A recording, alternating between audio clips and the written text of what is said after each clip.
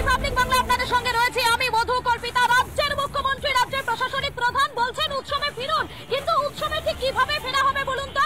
একদিকে যখন অভয়া এখনো পর্যন্ত বিচার পাননি, এখনো পর্যন্ত অভয়ার বিচারের দাবিতে রাতের পর রাত, দিনের পর দিন সাধারণ মানুষ, নাগরিক সমাজ তারা পথে থাকছেন, আর অপরদিকে এই চাকরি প্রার্থীরা তারা আজও এখনো পর্যন্ত পথ, তারা এখনো পর্যন্ত বিচারের দাবিটা করছেন, তারা এখনো পর্যন্ত বলছেন বিচারটা কখন হবে, কিসের বিচার? তারা বলছেন যে তাদের চাকরি চাই, তাদের চাকরিটা দিতে হবে, তাদের নিয়োগটা দিতে হবে। এই দাবিকেই তারা সামনে রাখছেন, এই দাবিকে সামনে রেখেই তারা আজও পথে রয়েছেন এবং কার্যত ঘাড় ধাক্কা খেতে হচ্ছে। কার বলুন তো? পুলিশের ঘাড় ধাক্কা খেতে হচ্ছে। এই চাকরি প্রার্থীরা তারা প্রশ্ন করছেন আর কতদিন তারা এই বঞ্চনাটা সহ্য করবেন? আর অপরদিকে অভয়ের বিচারের দাবিতে পথে রয়েছেন নাগরিক সমাজ, জুনিয়র চিকিৎসকেরা তারা লাগাতার আন্দোলন করছেন, তারাও প্রশ্ন করছেন বিচার তারা কবে পাবেন, কবে অভয়া ধর্ষণ খুনে জড়িতদের গ্রেফতার করা হবে, তাদের দৃষ্টান্তমূলক শাস্তি দেওয়া হবে। এই দাবিকেই তারা সামনে রাখছেন। আচ্ছা বলুন তো, এই আবহে, এই পরিস্থিতিতে সাধারণ মানুষ কিভাবে উৎসবে মাতোয়ারা হবেন? একদিকে যখন বিচারের দাবিতে পথে কাটাচ্ছেন তারা, অপরদিকে নিয়োগের দাবিতেও পথে নামছেন চাকরি প্রার্থীরা। জুটছে পুলিশের গলা ধাক্কা, পুলিশের ঘাড় ধাক্কা। কিভাবে তারা উৎসবে মাতবেন এই নিয়ে শুরু করবো আজকের বিতর্ক। তবে তার আগেই দেখাই আপনাদের একটা বিশেষ রিপোর্ট।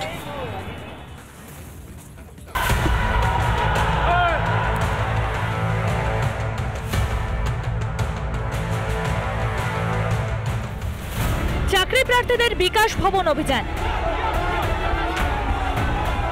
টেনে হিচড়ে বাসে তুলল পুলিশ। অসুস্থ হয়ে পড়লেন কেউ।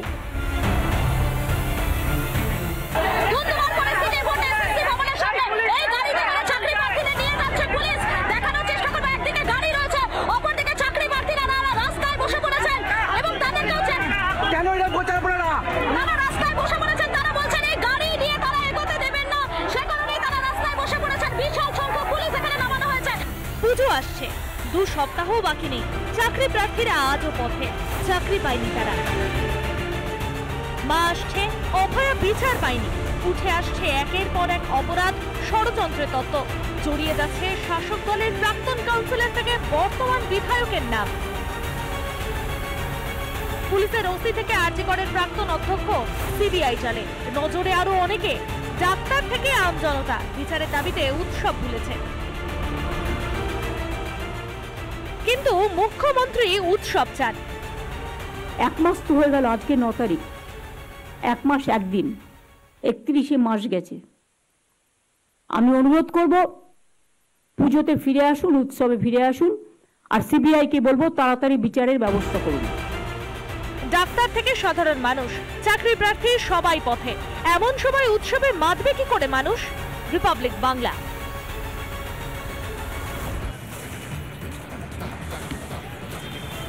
ডাক্তার থেকে সাধারণ মানুষ, চাকরি প্রার্থী তারা প্রত্যেকেই রাস্তায় রয়েছেন। কেউ বলছেন বিচার চাই, কেউ বলছেন নিয়োগ চাই। এই যে আবহাওয়াটা চলছে না, এই যে শরতের আকাশ, শরতের বাতাস, আমরা এই সময়টায় পুজো গন্ধ পাই, প্রত্যেকবার বলি, কিন্তু বিশ্বাস করুন এবারে কলকাতার রাজপথে একটাই স্লোগান, বিচার চাই, নিয়োগ চাই। চাকরি প্রার্থীরা রয়েছেন আমার সঙ্গে, যারা কিছুক্ষণ আগে তারা এসএসসি ভবন, সেই ভবন অভিযানে নেমেছিলেন, তারা রয়েছেন। এর পাশাপাশি যারা অতিথিরা রয়েছেন প্রত্যেকের সঙ্গে আলাপ করে নেব। রয়েছেন কংগ্রেস মুখপাত্র কেতন জয়সওয়াল, রয়েছেন আমাদের সঙ্গে, রয়েছেন বিজেপি মুখপাত্র অরিজিৎ মুখার্জি, রয়েছেন আমাদের সঙ্গে, রয়েছেন রাজনৈতিক কর্মী দেবব্রত রায়, রয়েছেন বিজেপির মুখপাত্র রুবি মন্ডল, রয়েছেন আমাদের সঙ্গে। আমি প্রত্যেকের কাছে আসবো, তবে একবার আমি চাকরি প্রার্থীদের কাছে শুনে নেই যে আপনারা আজকে মূলত কি দাবি নিয়ে পথে নেমেছিলেন। আমাদের কোর্টের যেটা রায়ের জন্য আমাদেরকে এতদিন আটকে রেখেছিলেন, যে কোর্ট রায় দিলেই তার 7 দিনের মধ্যে আমাদেরকে নিয়োগ দিয়ে দেবেন, সেটা আজ 26 দিন 25 দিন হয়ে গেল, কিন্তু তাও এখনো পর্যন্ত আমাদের প্যানেলই বের করলো না। নিয়োগ চাইছেন?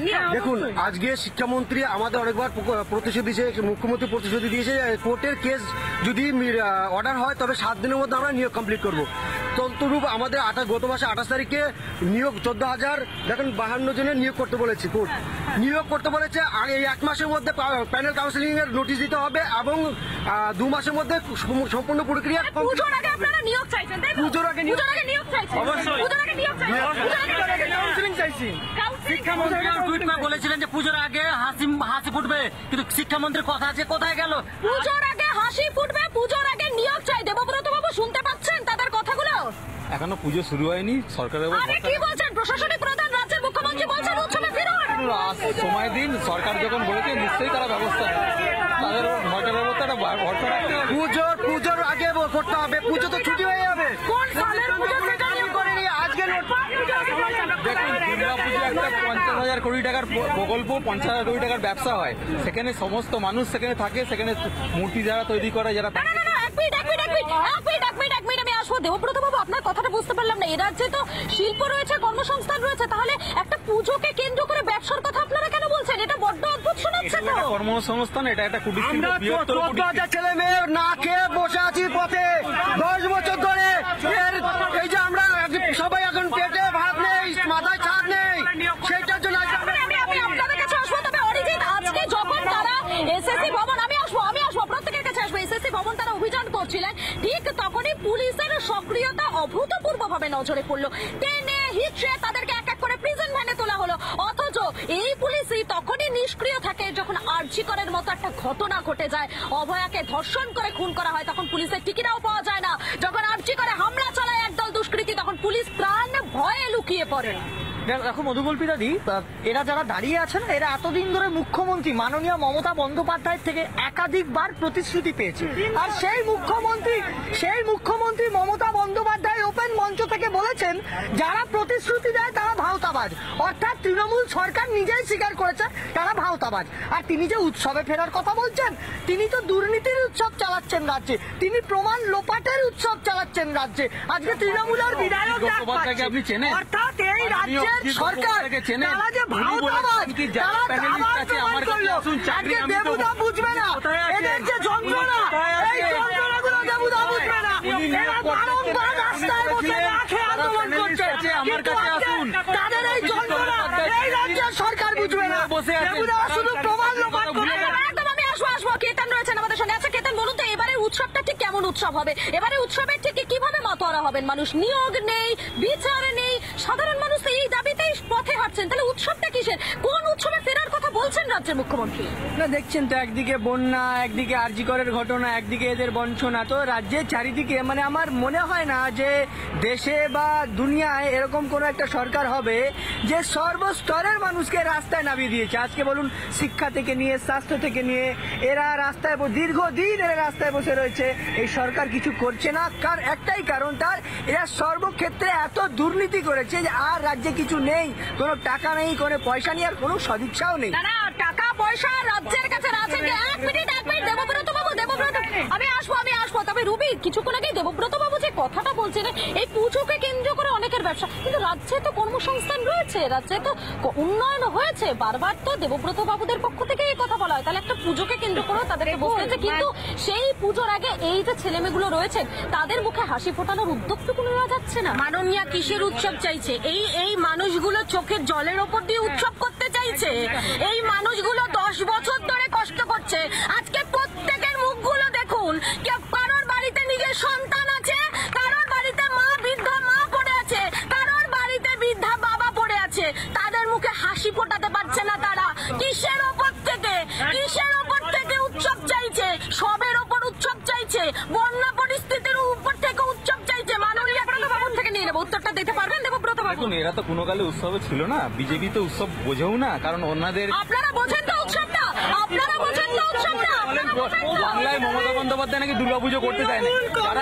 লাশের উৎসব বোঝে, লাশের উৎসব। এই যে সন্দীপ ঘোষ, তার বিরুদ্ধে অভিযোগ, এভিডেন্স টেম্পারিং, অর্থাৎ এই অভয়া কাণ্ডকে চাপা দেওয়ার জন্য রাজ্য সরকার ওয়াকিবহাল। কিন্তু এই মানুষগুলো উৎসবে ফিরবো না, আমরা এই ভাই বোনেদের সাথে বসে থাকবো। আমাদের এই ভাই বোনের চাকরি চাই, এদের মুখে হাসি ফোটানো দেখতে চাই। এই ভাই বোনদের যদি চাকরি না হয় আমরা উৎসবে ফিরবো না। মাননীয়কে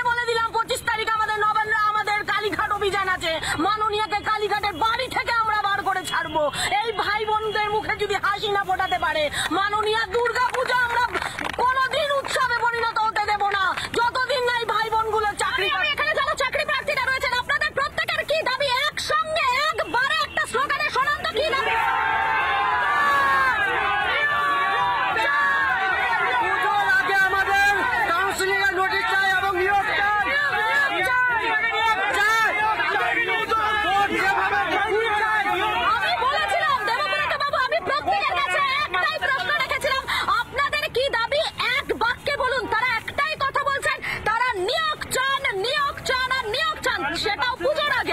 আদালত যে নির্দেশ দিয়েছে সেটা তো নিশ্চয়ই মানতে হবে, সেটা রাজ্য সরকার ঠিক সময় মানবে। আদালত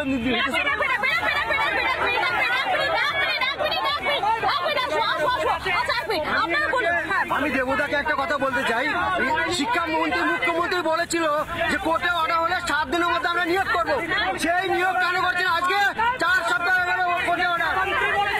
দেখুন, আদালত যে নির্দেশ দিয়েছে রাজ্য সরকার সেটা ঠিক সময় মতো মানবে। কারোর ওপর ঠিক সময়টা কবে আসবে? কারোর ওপর তো একটা 10 বছর তো হয়ে গেল। মুখ্যমন্ত্রীও ভরসা করুন, হয়তো আদালতেরও ভরসা করুন।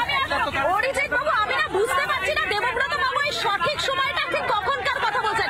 10 বছর তো হয়ে গেল। না না, এই মানুষগুলো আজকে নিজের পরিবার ছেড়ে এখানে বসে আছে। মাননীয় গাড়ি করে এখান যাচ্ছেন ওখান যাচ্ছেন, কিন্তু ওদের পাশে গিয়ে একবার দাঁড়িয়ে চাকরিটা দেওয়ার কথা ওনার মনে পড়ছে না। কিন্তু সুপ্রিম কোর্টে দুর্নীতিবাজদের দুষ্কৃতীদের বাঁচানোর জন্য মাননীয় ছুটছেন। মুখ্যমন্ত্রী মমতা বন্দ্যোপাধ্যায়ের কাছে আমি ওদের পাশে দাঁড়িয়ে আবেদন জানাচ্ছি, উইদিন 24 আওয়ার্স যদি এদের চাকরিগুলো দিতে না পারেন অবিলম্বে মুখ্যমন্ত্রী পদ ছেড়ে পদত্যাগ করুন, অবিলম্বে পদত্যাগ করুন। মুখ্যমন্ত্রী বলেছিলেন কোর্টের অর্ডার পেলে 48 ঘন্টার মধ্যে আমরা স্কুলে জয়েনিং করবো, সে কথার কতটুকু রাখতে পারলো?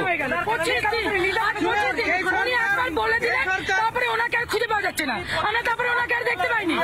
আমি বুঝতে পারছি না কেতান কোর্টের অর্ডার। কিছুক্ষণ আগে দেবব্রত বাবু বললেন যে আদালত যা বলবেন সেভাবেই হবে, কিন্তু কোর্টের অর্ডার হয়ে যাওয়ার 25 দিন পার হয়ে গেল। কিন্তু এ রাজ্য সরকার ঠিক কি করছে বলুন তো? এই যে ছেলে মেয়েগুলো দাঁড়িয়ে রয়েছেন তাদের মুখে হাসি ফোটানোর উদ্যোগটা কি নেওয়া যায় না?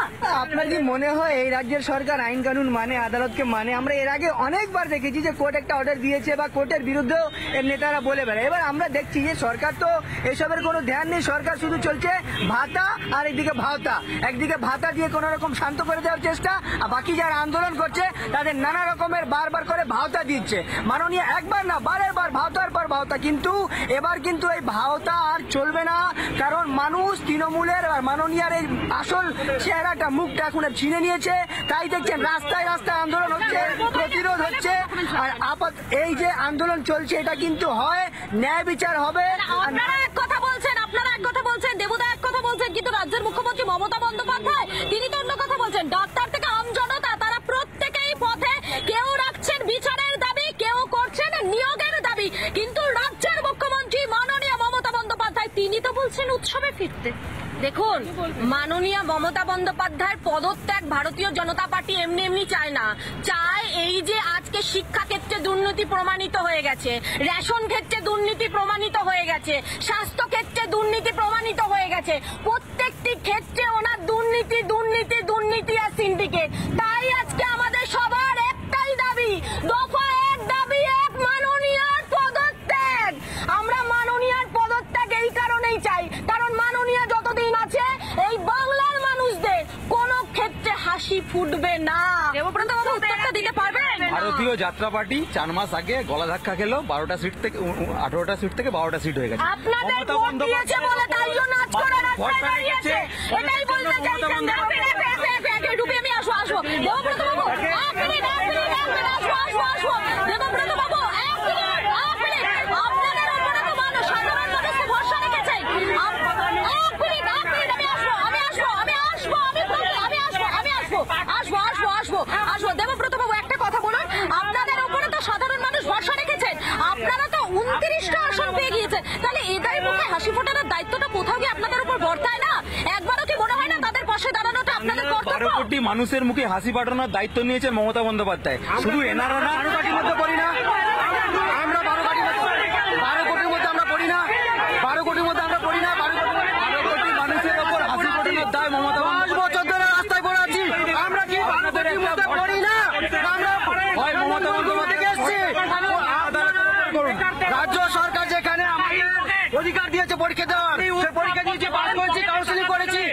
আমরা স্কুলে যেতে পারিনি। আমরা কি 12 কোটির মধ্যে পড়ি না? 50,000 কোটি টাকা আপনি বলেন আমরা কি 12 কোটির মধ্যে? আমাদের শহরের মানুষ যুক্ত আছে, পরিবার ছেড়ে সব চলে এসছে, সব ছেলে এই প্রকল্পের টাকাটা আমাদের মাথা থেকে নিচ্ছেন। আমাদের চাকরি দিলে মাসে 50 কোটি আমাদের 14,000কে দিতে হবে। সেই আমাদের মাথার টাকা ভেঙে ক্লাবকে দিয়ে উনি দেখাচ্ছেন উনি কোনো তো আমি আসবো আমি আসবো আরে এক মিনিট আমি আসবো। আচ্ছা অরিজিৎ, কিছুক্ষণ আগে দেবব্রত বাবু তিনি বলছিলেন যে 12 কোটি মানুষের মুখে হাসি ফোটানোর দায়িত্বটা, কিন্তু আমি আসবো